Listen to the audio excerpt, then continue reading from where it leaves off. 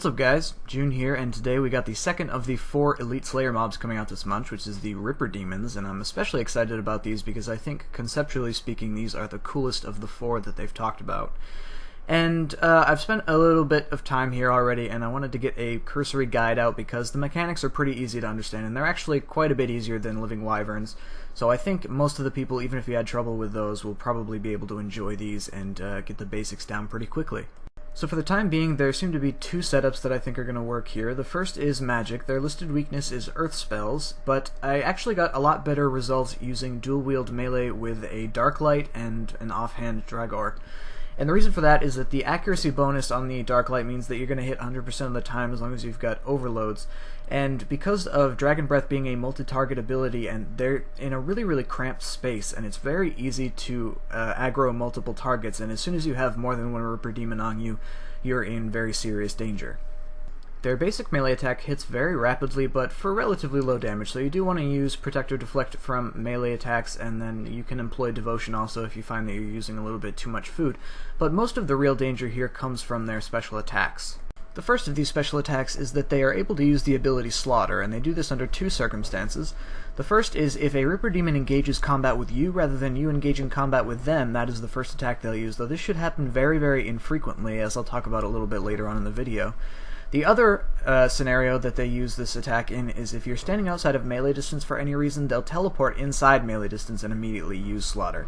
This can be cleared with Freedom, or you can block the damage with Devotion, or simply tank it, but if you move, you get tripled damage, which can be very severe, so you want to try and avoid this as much as possible, and this is another reason that I choose to use melee over magic. The next special attack only occurs when the adrenaline bar over the Ripper Demon's head is full, and they'll simply jump way up in the air and disappear for a second, and then there will be a shadow on the ground that indicates the location that they're falling to, and you basically need to flee from that spot or risk getting one hit.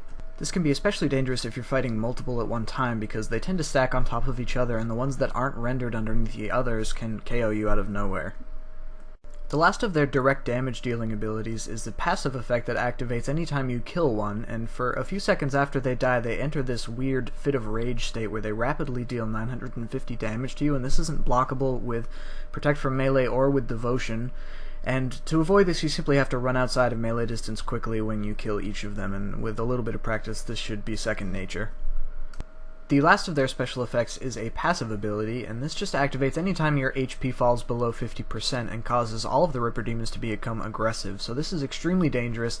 If you're already at below 50% HP and suddenly you have multiple Ripper Demons on you, you're pretty much screwed. So one thing that I found that really helps mitigate some of this issue is if you bring Portents of Restoration, these automatically trigger when you fall below half HP, and so if you lose concentration for a minute or aren't paying attention and you get down that low, it doesn't trigger their aggressive effect.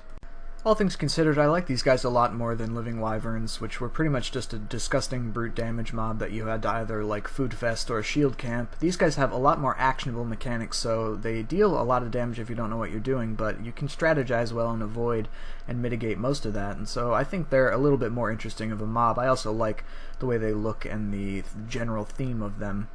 So hopefully this video was useful for you guys. There's probably some new mechanics and strategies that'll come out in the next few days, but I wanted to get this out as quickly as possible because I know a lot of people want to try the new content and try and get in and hopefully capitalize on the ridiculously high release prices of new equipment. So hopefully there's enough here to get you guys going with consistent kills, and I'll see you in the next video.